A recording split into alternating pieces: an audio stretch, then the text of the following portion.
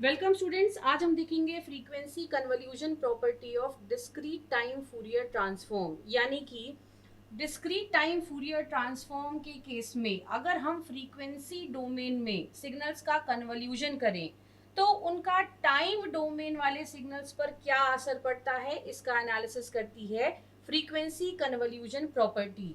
अब frequency convolution property के अनुसार अगर हमारे पास दो सिग्नल्स हैं x1n और x2n, जिनके DTFT है x1 ओमेगा और x2 ओमेगा।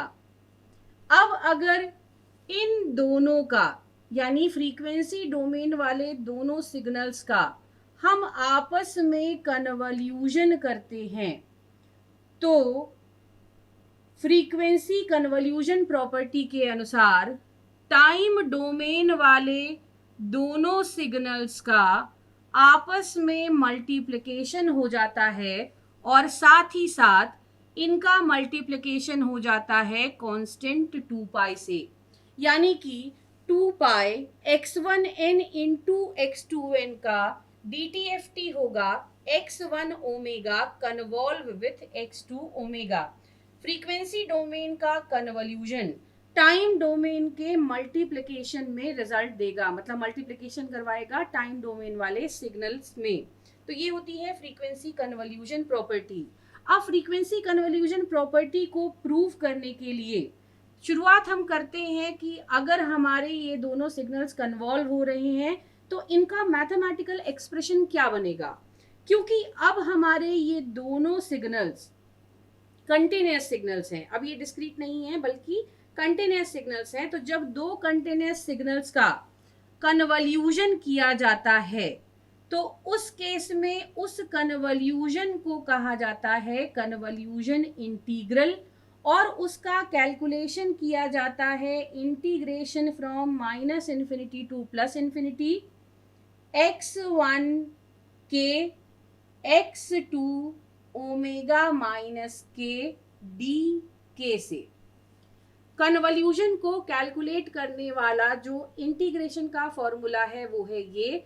इसमें के को कहा जाता है कन्वोल्यूशन वेरिएबल और ओमेगा को रखा जाता है कांस्टेंट एक पर्टिकुलर कैलकुलेशन के लिए। तो जब हम दो कंटिन्यूस सिग्नल्स का कन्वोल्यूशन करते हैं यानी कन्वोल्यूशन इंटीग्रल को सॉल्व करते हैं तो हमें कैलकुलेशन करना होता है integration from minus infinity to plus infinity x1 के x2 ओमेगा माइनस के डी का। जब हम इन DTFT के लिए इस इंटीग्रेशन को या इस कन्वोल्यूशन के फॉर्मूले को एस्टिमेट करेंगे तो चूंकि हमारे जो DTFTs हैं ये पीरियोडिक सिग्नल्स होते हैं, इनका एस्टिमेशन हम एक फंडामेंटल पीरियड में करते हैं जो या तो माइनस पाई से पाई लेते हैं या फिर 0 से 2 पाई लेते हैं। तो उस केस में जब आप कन्वोल्यूशन इंटीग्रल को एस्टिमेट करेंगे तो वो हो जाएगा या तो integration from minus pi to pi लिखेंगे या इंटीग्रेशन फ्रॉम 0 टू 2 पाई लिखेंगे। तो हम लिखते हैं माइनस पाई से पाई x1 के x2 ओमेगा माइनस के डी के। हमारा ये फॉर्मूला हो जाएगा कन्वोल्यूशन को कैलकुलेट करने के लिए कंटिन्यूस टाइम डोमेन में। अब इस थ्योरम को हम प्रूव कैसे करेंगे, तो हमें पता है कि कोई सिग्नल xn अगर हमारे पास है तो उसका DTFT कैलकुलेट करने के लिए हम यूज करते हैं इस फॉर्मूले को summation from n is equals to minus infinity to plus infinity xn e की power minus j omega n। तो हमारे पास टाइम डोमेन में है x1n इंटू x2n, दो सिग्नल्स का मल्टीप्लिकेशन। तो इसका डिस्क्रीट टाइम फूरियर ट्रांसफॉर्म हो जाएगा जब हम इस फॉर्मूले में xn की जगह पर लिखेंगे x1n इंटू x2n। तो फॉर्मूला हमारा हो जाएगा x1n into x2n into e की पावर j ओमेगा n। अब इसके बाद हम इन दोनों में से किसी भी सिग्नल को पहले ले जाएंगे इनवर्स कैलकुलेशन में। हम लेकर जाते हैं x1n को इनवर्स कैलकुलेशन, यानी जो IDFT कैलकुलेट करने का, inverse discrete time Fourier transform calculate करने का फॉर्मूला था, हम उसका अब यूज करेंगे। तो अगर x1n के लिए लिख रहे हैं तो वो फॉर्मूला था 1/2 पाई integration from -pi to pi. x1n का डिस्क्रीट टाइम फूरियर ट्रांसफॉर्म था x1 ओमेगा ई की power j omega n d omega. अब चूंकि हम यहाँ पर सिग्नल्स के डिस्क्रीट और कंटिन्यूअस को पैरेलली लेकर चल रहे हैं, जिसके कारण से हम यहाँ पर ओमेगा वेरिएबल ना लेकर के इसका नाम बदल देंगे। तो अब कन्वोल्यूशन में चूंकि हमने k का कंसेप्ट लिया है तो यहाँ पर हम ओमेगा की जगह पर रख देंगे k।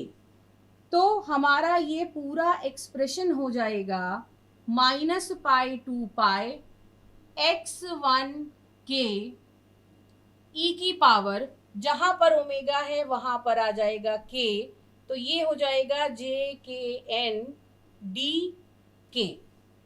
यानी x1n की जगह पर हम रखेंगे 1/2 पाई integration from -pi to pi x1k into e की पावर jkn dk।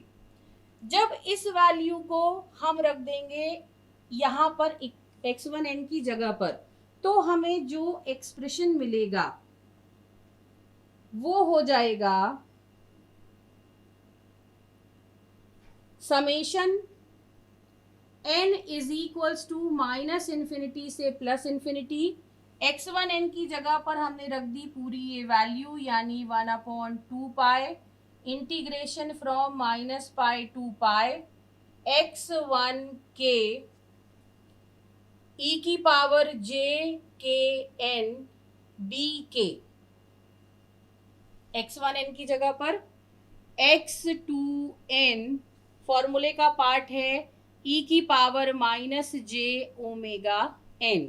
हमने x1n की जगह पर उसका इनवर्स कैलकुलेशन करने वाले पूरे फॉर्मूले को रख दिया है। अब इसके बाद हम इस इक्वेशन को रीअरेंज करेंगे। रीअरेंज कैसे करेंगे? तो चूंकि ये पूरा पार्ट इंटीग्रेशन का ये पार्ट इस एक्सपोनेंशियल को छोड़ करके बाकी का जो पार्ट है वो n से इंडिपेंडेंट है। तो n से इंडिपेंडेंट है यानी कि हम जब समेशन और इंटीग्रेशन का ऑर्डर चेंज करें, दोनों को आपस में इंटरचेंज करेंगे, तो उस केस में ये सारी चीजें आप समेशन के बाहर ले सकते हैं। क्या कर रहे हैं हम अब अगले स्टेप में समेशन और इंटीग्रेशन को आपस में इंटरचेंज करेंगे।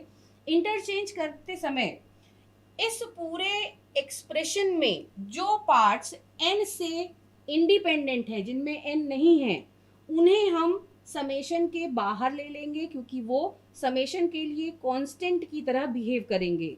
और जो n पर डिपेंडेंट हैं, जिनमें n आया है, उनको हम समेशन के अंदर ले लेंगे।